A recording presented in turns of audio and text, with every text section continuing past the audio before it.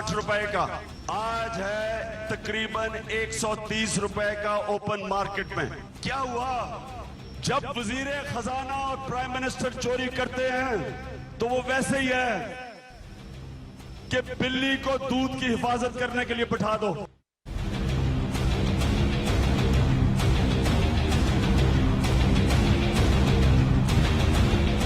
आपकी नाहली, आपकी करप्शन की कीमत मैं महंगी बिजली से क्यों दूं, इसलिए मैं अपना बिल जलाने लगा।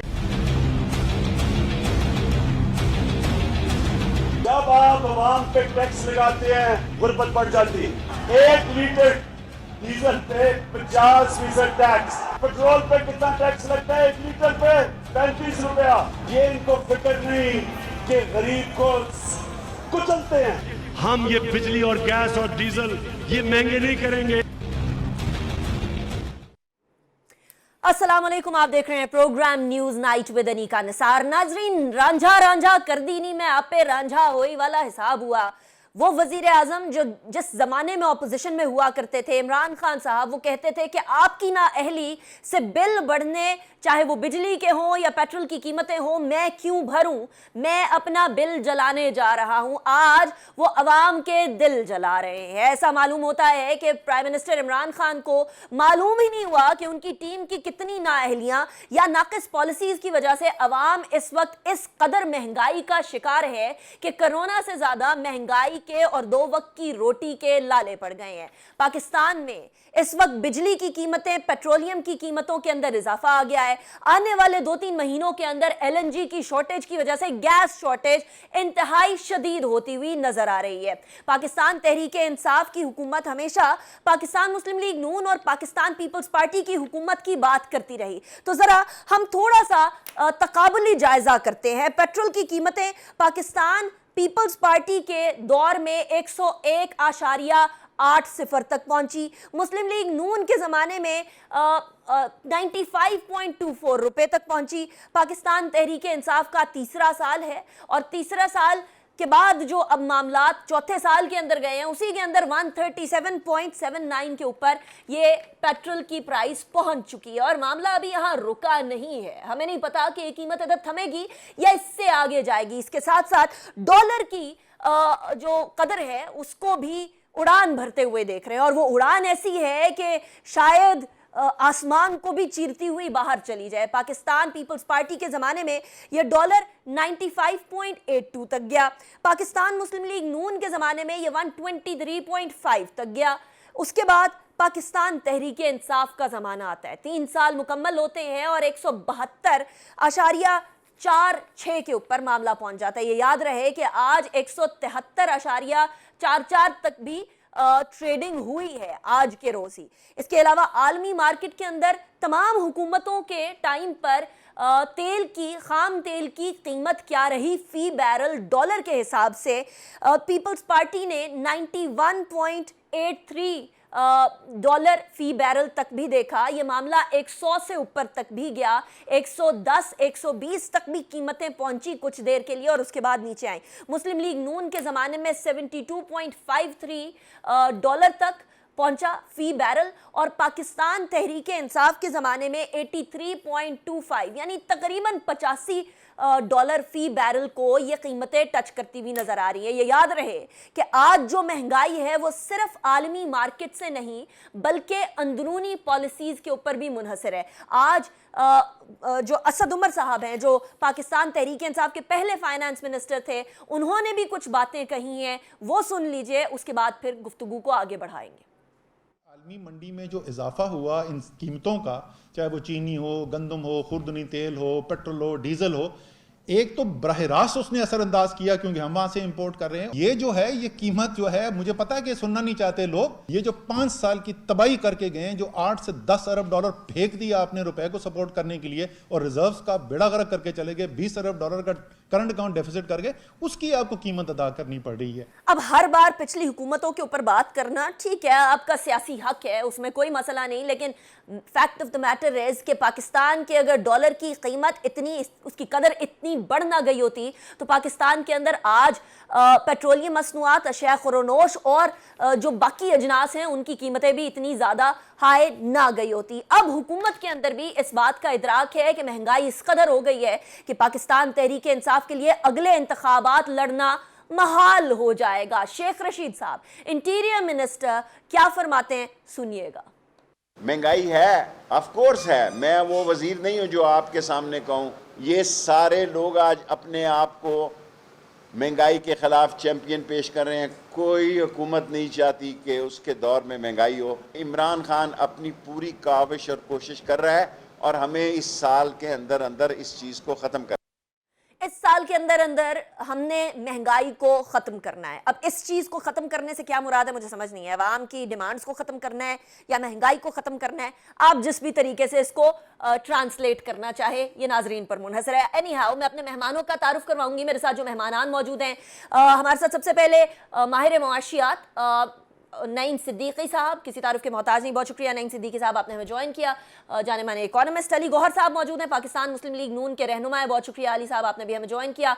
अमजद अली नियाजी साहब हमारे साथ मौजूद हैं, पाकिस्तान तहरीक इंसाफ के रहनुमा है, बहुत शुक्रिया। निसार खोड़ो साहब, पाकिस्तान पीपल्स पार्टी के रहनुमा, भी हमारे साथ मौजूद है। सबसे पहले अमजद अली नियाजी साहब, मैं आपकी तरफ ही आऊँगी। हुकूमत में आने से पहले और हुकूमत में आने के मामलात मुख्तलिफ हो जाते हैं, लेकिन काबू से बाहर हो गया आपके कि अब सारे के सारे मिनिस्टर्स आके बोल रहे हैं कि जी ये तो इंटरनेशनल मसला है। लेकिन लेट्स बी ऑनेस्ट, ये सिर्फ इंटरनेशनल मसला नहीं है। अगर डॉलर की कीमतें हमारी काबू में होती, और चलिए उतनी ही होती जितनी आप लोगों को मिली थी विरसे में, तो फिर मामला बड़ा मुख्तलिफ होता, क्योंकि हमारी इकोनॉमी बड़ी इंपोर्ट बेस्ड है। आप लोगों ने एक्सपोर्ट बेस्ड करने की ट्राई की, लेकिन यहाँ मरात नहीं दी। एक्सपोर्ट बेस्ड भी ना हो सकी और ना ही इंपोर्ट बेस्ड हो सकी। हम ना 3 में है ना 13 में है ना अजीज साहब इस वक्त। बिस्मिल्लाहिर्रहमानिर्रहीम। अनीका, मईशत को समझने के लिए मैं समझता हूँ कि मैं उस दिन भी एक प्रोग्राम में मैंने कहा था कि let's debate in national assembly, कि हमें नेशनल असेंबली के अंदर डिबेट होनी चाहिए कि किसने मईशत के साथ क्या किया, और एक दिन का नहीं होना चाहिए कि पाकिस्तान तहरीक इंसाफ ने एक दिन में हुकूमत संभाली है, पिछले 3 साल में हम संभाल रहे हैं। देखिए, ऑलरेडी मईशत जो है वो आपकी गिर चुकी थी, दिवालियापन होने के नजदीक जा चुकी थी, बल्कि ऑलमोस्ट हो चुकी थी। लेकिन पाकिस्तान तहरीक इंसाफ जो है वो मुसलसल, और इमरान खान साहब स्ट्रगल कर रहे हैं कि इस गिरती हुई मईशत को, या जो गिर चुकी थी, उसको उठाने के लिए जो कुछ इकदामात और किए जाए, उन्होंने उसके लिए स्टेप्स लिए। और देखिए, मईशत को एक दिन में वापस नहीं आती है, उसके लिए आपको पूरा एक मैकेनिज्म है जिसमें आपको कुछ लॉन्ग टर्म्स पॉलिसीज लेके आना होती है, क्योंकि मुल्क जो है कि अरसा तक जो मैं समझता हूँ कि एक एक्सपोर्ट मुल्क होना चाहिए था, एक्सपोर्टर होना चाहिए था, इसको इंपोर्टर्स बना दिया। लेकिन ऐसा तो नहीं हो सकता ना यानी साहब, कतल कलामी के लिए माजरत, लेकिन ऐसा नहीं हो सकता कि बस बंद, इंपोर्टर सारे बंद, सारे एक्सपोर्ट की तरफ जाएंगे। हम टैक्सेस लगा रहे हैं, हम जो है वो डॉलर को ऊपर लेकर जा रहे हैं ताकि हम एक्सपोर्ट बेस्ड इकोनॉमी बन सके। उसके लिए प्रॉपर पॉलिसी होती है जैसे आप कह रहे हैं, लेकिन वो पॉलिसी से पहले ये काम किया गया। मैं आपको सिंपल सादा सी एक चीज बता देती हूँ। 83.26 पर बैरल, $83.26 अभी चल रहा है क्रूड ब्रेंट ऑयल। इससे पहले पाकिस्तान पीपल्स पार्टी के जमाने में $100 पर बैरल तक भी कीमत गई है, लेकिन 137 रुपए का पेट्रोल तब भी नहीं हुआ था नियाजी साहब। हाँ, तो ये भी तो देखे ना कि आपके पास जब आपने गवर्नमेंट संभाली, यानी कि पाकिस्तान तहरीक इंसाफ की जब गवर्नमेंट आई, तो उस वक्त आपके पास डॉलर थे कितने?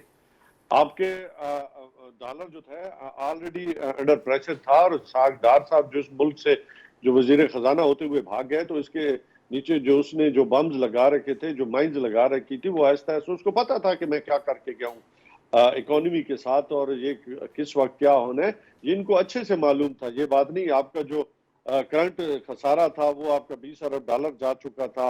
आपकी जो पेमेंट्स थी वो ऑलरेडी आपने पे करनी थी, जितने भी आपका डेट था वो पे करना था, आपके पास था ही कुछ नहीं। तो आप इन हालात में, ये मैंने समझता हूँ कि ये भी मौजूद है कि इमरान खान जो है वो इस जो डूबती हुई मईशत थी, इसको एक स्टेबल सतह की ये बात अमजद अली नियाजी साहब हम काफी सुनते हैं कि डूबती हुई मईशत थी, उसको एक स्टेबल सतह पर ले आए हैं। हमारे साथ जो इकोनॉमिस्ट मौजूद है, हम उनसे जान लेते हैं। नईम साहब, अमजद अली नियाजी साहब and not just him but many of his party हमेशा कहा करते हैं कि हमने डूबती हुई इकोनॉमी को सहारा दे दिया है, हम बेहतरी की सतह पर ले आए हैं। आप अग्री करते हैं इस बात से या नहीं करते? मैं इस बात से बिल्कुल एग्री नहीं करता, लेकिन मैं न्यूट्रल होकर अगर बात करूँगा अनिका, तो ये है कि इमरान खान साहब ने इलेक्शन ही इस बात पे जीता कि नवाज शरीफ के दौर में महंगाई बहुत ज़्यादा थी। राइट। उनका बेसिक नारा ही ये था कि बिजली के बिल जो हैं वो ज़्यादा हो गए हैं, बल्कि बिल उन्होंने जलाए भी अपने कंटेनर के ऊपर। फिर उन्होंने कहा कि अगर कभी महंगाई हो जाए तो समझो कि हुक्मरान जो हैं वो चोर हैं। ये सारी वो बातें हैं। मुझे उस बात पे कोई शिकायत नहीं है कि इंटरनेशनली महंगाई बढ़ रही है, ठीक है, लेकिन दुनिया डिमांड एंड सप्लाई पे चलती है सारी।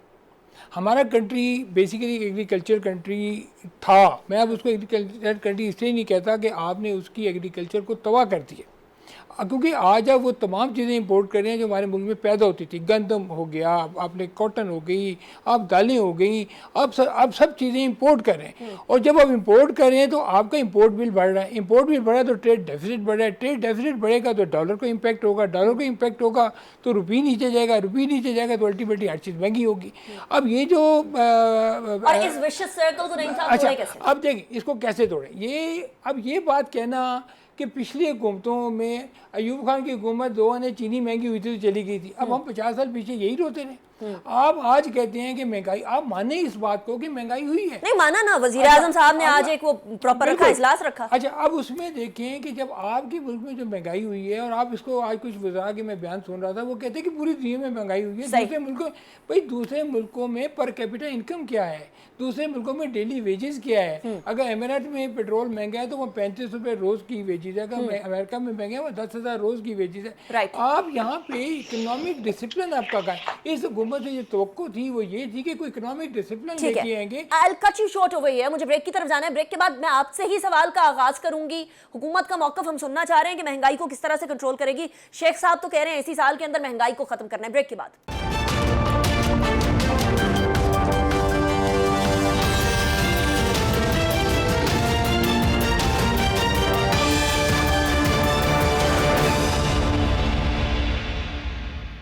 Welcome back after break. Amjad Ali Niazi साहब, अगला सवाल भी मैं आपकी तरफ ही लेकर आऊंगी and then I will go to the opposition as well. यहाँ बात हुई कि आप लोगों ने इंपोर्टेड जो महंगाई है वो आप लोग लेकर आए हैं। आज floor of the house national assembly में leader of the opposition Shahbaz Sharif sahab ने ये इल्जाम आप लोगों पर लगाया, बड़े ढके छुपे, बड़े डिसेंट अल्फाज में लगाया। उन्होंने फिर ये भी कहा कि वजीर आजम साहब डॉलर महंगा होने पर हुकूमत को क्या कहा करते थे और अब इस हुकूमत को क्या कहा जाए। ढके छुपे अल्फाज में तमाम का तमाम मैसेज तो कन्वे हो गया, लेकिन नियाजी साहब आज वजीर आजम साहब ने भी एक इजलास रखा था, कोई हल निकला? आप कह रहे हैं रातों रात चीजें सही नहीं होती, लेकिन फिर ये इजलास रातों रात बुलाए जाते हैं, एकदम से रियलाइज होता है नहीं जी महंगाई बहुत ज्यादा हो गई है, काबू से बाहर हो गई है, फिर ये क्या है? अनिका, एक तो मुझे अपना पूरा जवाब देना है, उसके लिए मुझे टाइम आप पूरा देंगी। पहली तो बात यह है कि इन्होंने कहा कि किसान मुश्किल में है। बिल्कुल, मैं एक बात कहूंगा कि किसानों को जितना इस दफा रिलीफ मिला है, उनकी तमाम फसलों की कीमत जितनी मिली है, हमेशा जो कमाद था, शुगर केन था, वो लोग सड़कों पे जलाया करते थे। अल्हम्दुलिल्लाह पिछले आप 1.5-2 सालों से देखें कि उन्हें अपनी कीमत पूरी की पूरी मिल रही है। इसी तरह कपास का जो आज किसान था वो आज अल्हम्दुलिल्लाह 6,500 से ऊपर उसको मिल रहा है पर मंथ। इसी तरह जो गंदम, जो मैं समझता हूँ कि एक बड़ी फसल हुई है, उनको जितना इवन जो हमारे पास फिगर आए हैं वो तकरीबन 1100 अरब रुपया जो है वो सिर्फ किसानों के पास गया है। बाकी हम जो अवाम हमारी मुश्किल में, बिल्कुल हमने कभी इसे इनकार नहीं किया कि मुश्किल में नहीं थे या नहीं है। हम उनके लिए इक़दामात कर रहे हैं, जैसे उनके लिए कि जो हमारे जो बहुत गुर्बत की नीचे की लकीर से जिंदगी गुजार रहे हैं, उनके लिए राशन कार्ड का बंदोबस्त किया जा रहा है ताकि उन्हें डायरेक्ट सब्सिडी दी जा सके। साथ कफालत प्रोग्राम है, उसके जरिए से उनको केटर किया जा सके। इसी तरह हेल्थ कार्ड है, किसान कार्ड है। ये चीजें हैं जो हम कर रहे हैं। और फिर हम ये भी सोच रहे हैं कि आज आटा जो है हमने किस रेट पे, उसके लिए भी जितनी भी हमारी जो जहाँ पे फेडरल आज आप चीनी भी इंपोर्ट करने लगे हैं नियाजी साहब, चीनी भी इंपोर्ट होने लगी है। प्रोविंशियल जो देखे, वो आपको भी पता है कि चीनी माफिया है पूरा, उसके लिए किन किन ये भी आपको मालूम है। देखिए हमारे सफों में होंगे, लेकिन हमने उनके खिलाफ इकदाम भी किए हैं। आज वो हमसे नाराज भी हैं। पिक एंड चूज हमने करके, कोई उनसे पिक कोई एंड चूज रू करके रैयत न्याजी नहीं साहब। की। नहीं, पिक एंड कोई चूज नहीं है अनिका, एहतसाब सबके लिए होना चाहिए। हमने से कभी डिनाई नहीं भी किया, और ये पाकिस्तान तहरीक इंसाफ हमें मैनिफेस्टो से कभी भी 1% भी पीछे नहीं आई। अगर हम पीछे आते तो आज हमसे वो हमारे जो दोस्त थे वो आज हमसे नाराज होते, वो हमारी सफों में खड़े होते ना। आज प्राइम मिनिस्टर ऑफिस जो है वो माफिया के खिलाफ जो है वो स्ट्रगल कर रहा है। आप लोग, इन लोगों ने जो हमारी जो इंतशार फैलाने वाली पार्टी है, हमेशा जो है इन्होंने अपनी मफादात के लिए हुकूमतें बनाई है, कि पाकिस्तान के लिए कम अज कम बनाई होती है। आज इदारे इतने मजबूत करके गए होते, आज सिस्टम इतना मजबूत करके गए होते, तो आप इतनी तकालीफ में ना होते, आपका डॉलर इतना ऊपर ना जाता। काश कि ये इतना कुछ कर गए होते। आज आपके लिए जो सबसे बड़े इश्यूज हैं वो क्या है? यही है ना कि इकोनॉमी जो है, आपने आईपीपीएस के साथ जो मुआहदे किया, आपने डैम्स ही नहीं बनाए। नहीं, लेकिन आपने ये न्याजी वाटर साहब, स्टोरेज ये ही नहीं मसला बनाए। स्टार्ट हुआ जब आईएमएफ से बातचीत चली, पेशगोइयां चलना शुरू हो गई कि आईएमएफ नहीं मान रहा और मजीद मुश्किल शराइत डाल रहा है पाकिस्तान के ऊपर। इससे पहले भी आईएमएफ ने बड़ी मुश्किल शराइत हम पर मुसल्लत की थी, वो हम लोगों ने पूरी की। अब आईएमएफ मजीद मुश्किल शराइत मंजूर कर रहा है। मसला ये है कि जिस तरह आप लोग पीएमएलएन को कहा करते थे हमारा तो फॉरेन मिनिस्टर ही कोई नहीं था, इसलिए हम कैसे अपनी डिप्लोमेसी करते। आप लोगों का फाइनेंस मिनिस्टर कोई नहीं टिकता, एक जगह मिनिस्टर बनते हैं, उसके बाद फिर उनको मुशीर बनाना पड़ता है क्योंकि 6 महीने पूरे हो जाते हैं। आपको अपनी पूरी काबीना में से, इलेक्टेड मेंबरान में से फाइनेंस मिनिस्टर नहीं मिल रहा न्याजी साहब।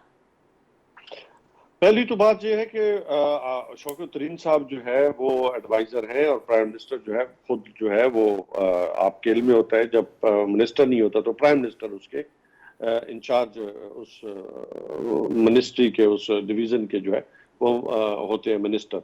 तो ये आपको वहम नहीं होना चाहिए। बात यह है कि आईएमएफ के पास हम कोई मिठाइयां बांट के नहीं गए, हम गए हैं इन लोगों के जो इतना इन्होंने कर्जा लिया कि उस कर्जे को चुकाने के लिए भी आज आपको बड़े दुखी दिल के साथ हम गए हैं, खुशी से नहीं गए। देखिए जब पीपल्स पार्टी ने 2008 में हुकूमत संभाली थी, उस वक्त इन्होंने कितना कर्जा हमारे पे था, फिर 2008 से लेके 2013 तक हमारे पे कितना कर्जा था। फिर देखिए आज इन जो सबसे बड़ा हमारे लिए जो मेजर इशू है कि आप जितना आपके पास कैश इकट्ठा होता है, यानी कि आप अपने टैक्स से, इनडायरेक्ट टैक्स से आप जो कुछ इकट्ठा करते हैं, उसका मेजर पार्ट तो आप मैं आपकी तरफ आती हूँ। आपने पीपल्स पार्टी की हुकूमत की बात की है न्याजी साहब, मैं आपकी तरफ वापस आती हूँ। अली गौहर साहब, पाकिस्तान तहरीक इंसाफ की हुकूमत ने अभी अमजद अली न्याजी साहब ने ये ऑफर की है कि बैठकर पार्लियामेंट के अंदर बात की जाए इकोनॉमी के ऊपर और इस मामले को हल किया जाए। किसने क्या किया था, दूध का दूध पानी का पानी खुलकर सामने आ जाएगा। आपके एक रहनुमा साबिक prime minister of Pakistan Shahid Khan Abbasi साहब ट्रूथ कमीशन की बात करते हैं, ये ऑफर आप एक्सेप्ट करेंगे अमजद अली न्याजी साहब की? बिस्मिल्लाहिर्रहमानिर्रहीम। देखें सूरत ये है कि इनकी बातें बड़ी मज़ायका खेद हैं। अब जबकि आइनी मुद्दत भी जो हुकूमत की है उसमें भी तकरीबन 3 साल हो चुके हैं अनिका, और इन 3 सालों में आपने हुकूमत की करप्शन, हुकूमत की नालायकियाँ, हुकूमत की बेहिसी, कौन सा ऐसा मैदान है जिसमें हुकूमत की बेहिसी और हुकूमत की नालायकियाँ जो हैं वो आपके सामने नहीं आए। देखें सूरत हाल ये है कि आपको याद होगा कि leader of the opposition Shahbaz Sharif sahab ने चार्टर ऑफ डेमोक्रेसी के बाद चार्टर ऑफ इकोनॉमी पर भी बात की थी, लेकिन आप देखें कश्मीर का इशू आए प्राइम मिनिस्टर गायब होता है, कोरोना का पेंडेमिक आए असम्बली से प्राइम मिनिस्टर गायब होता है, फ़लस्तीन जैसा अहम मसला है तो आपको पता है कि यहाँ का वज़ीर आज़म जो सिलेक्टेड वज़ीर आज़म है वो असम्बली से गायब होता है। तो मकसद ये है कि इस हुकूमत को, अगर ये पाकिस्तान की नुमाइंदा हुकूमत होती तो जो इस वक्त महंगाई का, जो इस वक्त बेरोज़गारी का, जो इस वक्त गुर्बत का जो तूफ़ान मुल्क में आया हुआ है और लोगों की चीखें निकल गई हैं, लोग खुदकशियाँ कर रहे हैं, लोग अपने बच्चे बेच रहे हैं, इस बेहिस बेरहम हुकूमत को आज ये किस्से याद आ रहे हैं कि आज हम इधर बैठकर मईशत पर बात करें। पाकिस्तान नहीं तो मईशत पे बात करना इंपॉर्टेंट है ना अली गौहर साहब, क्यों खुदकुशियां हो रही हैं, क्यों ये सारे मसाइल सामने आ रहे हैं? बिकॉज़ मईशत डूब रही है। उसकी वजह ये नहीं, तो उसके अंदर मदद करें ना। मुल्क इंपॉर्टेंट है या सियासत इंपॉर्टेंट है? अभी अनिका उसकी सबसे बड़ी वजह ये सिलेक्टेड हुकूमत है, ये अवाम की नुमाइंदा हुकूमत नहीं, ये आरटीएस सिस्टम की पैदावार है। अगर आज अवाम की नुमाइंदा हुकूमत होती तो उनको अवाम के मसाइल का एहसास होता। किस किस चीज़ का रोना रोएंगे? पाकिस्तान की तारीख के सबसे बड़े कर्जे इस हुकूमत ने लिए और अभी भी ये मलबा साबका हुकूमत पर डालते हैं।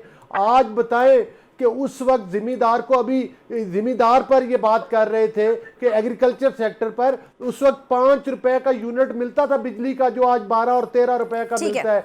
मेरी गुजारिश सुन लें, उस वक्त आपको जो है मतलब है कि जो गैस की कीमत क्या थी उसका कंपैरिजन करें। डीएपी खाद शर्म की और डूब मरने की बात है कि 7,500 रुपए में ब्लैक रेट के ऊपर बिक रही है ना। आपको सिर्फ ये पता है कि आपने असेंबली के अंदर लेजिस्लेशन को बिल्डोज कैसे करना है। आपको ये पता है कि ईवीएम मशीन अगला इलेक्शन चोरी करने के लिए पाकिस्तानी नहीं, लेकिन ये टग ऑफ वॉर के बीच में ना अली गौहर साहब, अवाम फंस रही है। आप लोगों की अपनी ऑपोजिशन की अना है और हुकूमत की अपनी अना है, बीच में पिस रही है तो अवाम पिस रही है। नहीं, आप लोग ईवीएम के ऊपर बैठ जाएं, इनके साथ बात कर लें। बात करने में क्या जाता है? देखिए बात ये है, मैं ना मानूं कि जंग इधर लगी हुई है। ये वो हुकूमत है, आपने देखा, ये वो हुकूमत है जो डस्का के इलेक्शन में रंगे हाथों वोट चोरी करती हुए पकड़ी गई। इनका वजीर आजम वोट चोरी करते हुए पकड़ा गया, इनका वजीर आला वोट चोरी करते हुए पकड़ा गया। इस हुकूमत को आप कैसे नुमाइंदा हुकूमत, इलेक्टेड लोगों को, सिलेक्टेड लोगों के साथ आप किस पर बात करेंगे? ठीक, निसार खोड़ो साहब। जनाब अली, मैं जरा बात करूं कि ये जो तहरीक इंसाफ के साहब थे नियाजी साहब, इनकी पता नहीं पार्टी में पोजीशन क्या है कि वो अपोजिशन को ऑफर कर रहे हैं। भुट्टो साहब को याद रखें, जब वो कॉन्स्टिट्यूशन बनाने जा रहा था तो मौलाना मौदूदी के साथ उनके घर पर जाके मिलता था, जीएम सैद साहब से जाके मिलता था और लीडर साहबान से मिलता था। ये माहौल पैदा करने की बात है जो भुट्टो साहब ने पैदा किया था कॉन्स्टिट्यूशन के लिए, 18वीं तरमीम के लिए माहौल पैदा किया था जिसमें सारी पार्टियां इकट्ठी बैठकर कॉन्स्टिट्यूशन को सही करने में लगी हुई थी। माहौल पैदा करने के लिए बोलो उसको जो बनीगाला में रहता है, बोलो उसको जो बनीगाला में रहता है कि वो आए आपके पास, ऑपोजिशन के पास जाएं और जाकर जाए, माहौल पैदा करे। और तो और पार्लियामेंट में जाए, छोड़ो किसी के घर जाना, पार्लियामेंट में तो जाए। ठीक है, ठीक है। अच्छा नईम साहब, मैं अब ये बड़ा एक सिंपल सा एनालिसिस है। पीपल्स पार्टी का डॉलर का रेट जब खत्म हुई है, पीपल्स पार्टी की हुकूमत, तो 95.82 था। पीएमएल-एन की हुकूमत खत्म हुई है तो 105.23 था, 106 तक भी गया, 107 तक भी गया। पीटीआई की हुकूमत में 173.40 पर आज ट्रेडिंग हुई है, 172.77 के ऊपर 7 के ऊपर रुका है। पेट्रोल प्राइसेस जो है पीपल्स पार्टी के एंड के जमाने के अंदर 101.08 रही, पीएमएल-एन का एंड के ईयर के अंदर 73.50। अभी तीसरा साल है पाकिस्तान तहरीक इंसाफ का, 137.79 के ऊपर पहुंच गई हैं कीमतें। नहीं साहब, इस तरह से अगले 2 साल के अंदर आप प्रोजेक्शन करें, अगर इसको एक्स्ट्रापोलेट करें इसी इकोनॉमी को, तो मामलात 5 साल मुकम्मल होने के बाद पीटीआई के कैसे होंगे? कुछ ऑपोजिशन हमें कहती है इनका हर दिन भारी है, वाकई में इनका हर दिन भारी है। देखिए, जब पीपल्स पार्टी ने हुकूमत छोड़ी तो 14,000 रुपये करता था, जब नवाज लीग ने हुकूमत छोड़ी तो 30,000 रुपये करता था। इस वक्त अब 45,000 से ऊपर जा चुके हैं। सही, 15,000 ऐड होता है। अच्छा, ये जब अगले 2 साल जो हालात नज़र आ रहे हैं, शायद 60,000 को क्रॉस कर जाए। जीडीपी का 90% तो इस वक्त हम खड़े हैं लोन के ऊपर। राइट। अब सिचुएशन ये है कि $125 $120 बैरल भी तेल गया था एक ज़माने में, लेकिन मुल्क में तेल इतना महंगा उस वक्त नहीं हुआ। सही। अब जो सबसे बड़ा ख़तरा है जिस बात का है ना, हमें एक पॉलिटिक्स से हटके अगर हम सोचें तो हम ये सोच रहे हैं कि सियासी इस्तेकाम हो, राइट, तो मुल्क में माशी इस्तेकाम होगा। मैं आज आपको ये बताना चाह रहा हूँ कि अगर मुल्क में माशी इस्तेकाम ना हुआ तो आपका सियासी इस्तेकाम नहीं होगा। आपस में इंटररिलेटेड है ना? मैं इसी वही बात कर रहा हूँ। क्या ये माशी अदम इस्तेहकाम सियासी अदम इस्तेहकाम की वजह से आया है? इसी वजह से आ रहा है। इस वजह से इसलिए कि हुकूमत 3 साल में कोई ऐसा काम नहीं कर सकी कि जिससे पहले तो ये जाहिर होता हो कि उसकी पॉलिटिकल स्टेबिलिटी कितनी है, राइट, उसकी पार्लियामेंट में पावर कितनी है, और वो किसी भी जो पॉलिसीज़ को इन्फ्लुएंस कैसे कर सकती है, इम्प्लीमेंट कैसे कर सकती है, चला कैसे सकती है। आपने देखा हर मिनिस्टर अलग बयान दे रहा है। नवाज साहब ने कहा जी कि हम बिजली खरीदें कि ना खरीदें, हमें तो इतने पैसे देने हैं। तो मैं कहता हूँ अगर आपके पास बिजली फालतू है तो इंडस्ट्री को दे दें। देखिए, इस मुल्क का जो मेन इशू है, सियासतदानों को भी सोचना चाहिए, वो इस वक्त है बेरोजगारी कौन हल करेगा? गवर्नमेंट ने हल करना है। गवर्नमेंट, अभी खोड़ो साहब कह रहे हैं कि वजीर आजम साहब जाएं। जी, बेरोजगारी और महंगाई ये दो चीज़ें इस वक्त है ना।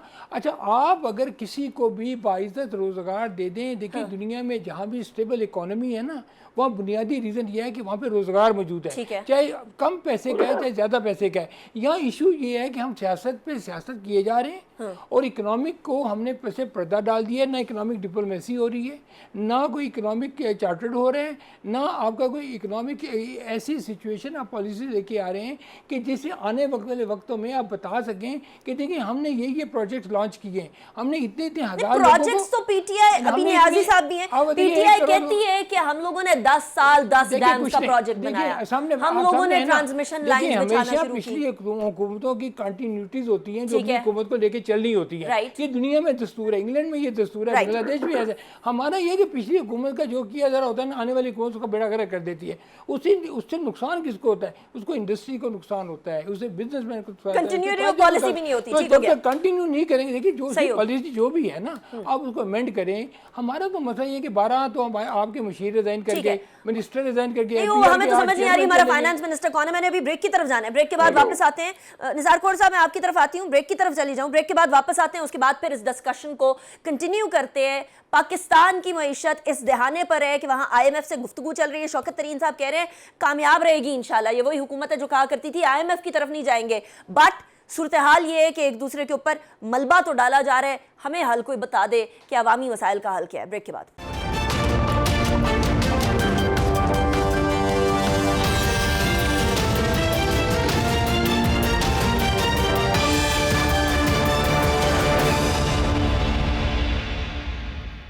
Welcome back after break. Break पे जाने से पहले हम इकोनॉमी के हवाले से डिस्कशन कर रहे थे। पाकिस्तान की मईशत बढ़ेगी तो पाकिस्तान अदम इस्तेहकाम का शिकार नहीं होगा।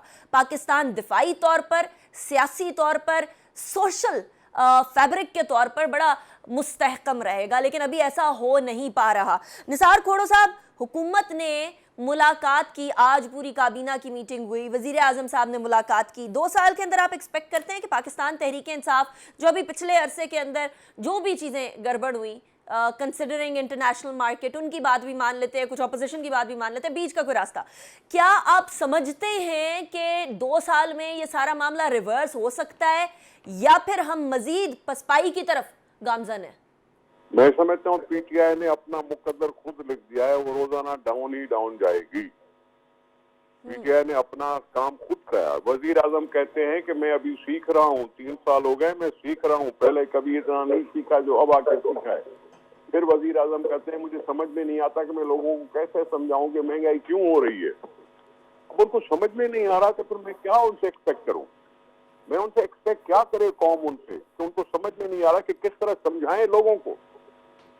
अब बात दरअसल ये है कि हमने शुरू दिन में, चाहे शहबाज शरीफ साहब हो या आसिफ अली खान जरदारी साहब हो, दोनों ने चार्टर ऑफ इकोनॉमी पे बात की थी, ऑफर की थी, और उस वक्त बहुत से लोगों ने नुक्तेचीनी की थी कि जी आप हुकूमत से मिल रहे हो, हुकूमत से मिल रहे हो। अपोजिशन ने सिर्फ अपोजिशन करने के लिए नहीं, मुसबित बात की थी कि जी चार्टर ऑफ इकोनॉमी में बैठो, बात करो, हम देख रहे हैं, सोच रहे हैं, कह रहे हैं कि आइंदा हालात खराब हो सकते हैं। ठीक है, ठीक ठीक ठीक। ये जब पहले कहा था तो उस वक्त साहब नीचे इधर उधर देखने के आदी नहीं थे, वो उनकी नजरें आसमान में होती थी।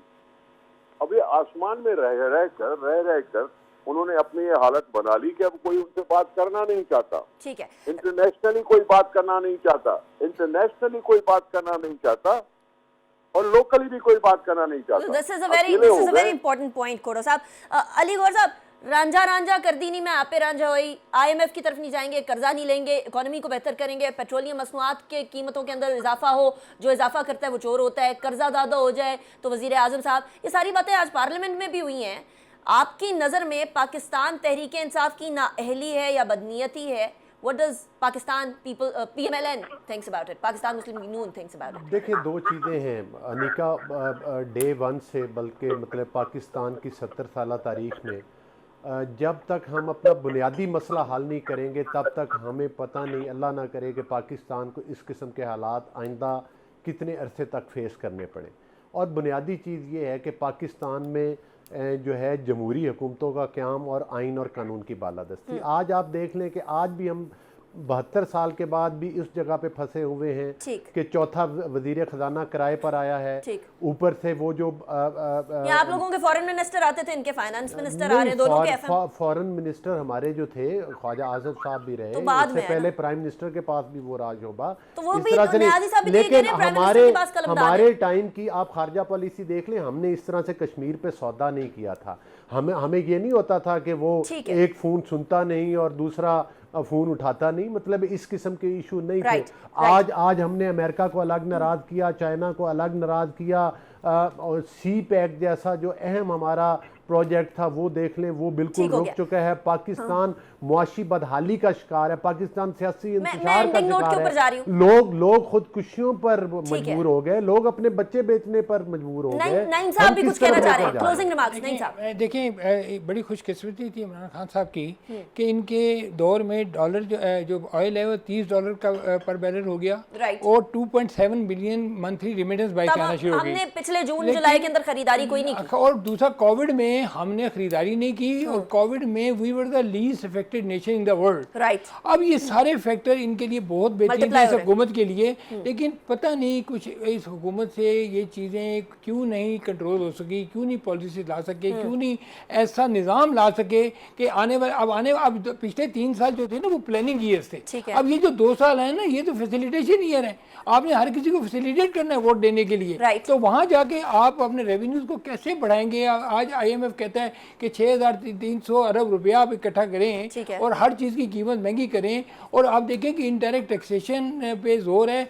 और डायरेक्ट टैक्सेशन पे कोई काम नहीं हो रहा। ये सारी सूरत, और इनडायरेक्ट टैक्सेशन तो पहले भी लगती थी, वो कोई बड़ी चीज नहीं है। टैक्सेशन के रिफॉर्म्स आप कौन से लेकर आए? But thank you so much. Naeem Siddiqui साहब आपने ज्वाइन किया, अली गौहर साहब आपने ज्वाइन किया, निसार खोड़ साहब thank you so much for joining me in the show, it was a pleasure having you, और अमजद अली नियाजी साहब भी हमारे साथ मौजूद थे। नाज़रीन, इसी के साथ इस पॉइंट पर, इस नोट पर कि माशी इस्तेहकाम के साथ तमाम इस्तेहकाम जुड़े होते हैं। जो मुल्क माशी तौर पर आगे होगा, डिप्लोमेटिकली भी उसके पीछे तमाम मुल्क होंगे, उससे बात करना चाहेंगे, उसके साथ ताल्लुकात रखना चाहेंगे। माशी तौर पर जो मुल्क बेहतर होगा उसकी अवाम भी ज़्यादा खुशहाल होगी। मुझे याद है पहली स्पीच के अंदर वज़ीर आज़म साहब ने कहा था कि हमारी मुल्क के अंदर न्यूट्रिशन की डेफिशिएंसी बहुत ज़्यादा है और बच्चे जो हैं वो मैल नरिश्ड हैं। अगर माशी इस्तेहकाम होगा तो वो वाला पॉइंट भी पूरा होता हुआ, साफ होता हुआ, क्लियर होता हुआ नजर आएगा। लेकिन ऐसा कुछ नजर नहीं आ रहा अभी आने वाले 1 आधे महीने के अंदर। लेट्स सी क्या करती है हुकूमत, क्या पासा पलट सकेगी या नहीं पलट सकेगी। अनीका निसार को इसी नोट पे इजाजत दीजिए, अपना बहुत ख्याल रखिएगा। अल्लाह हाफिज़। नासिर।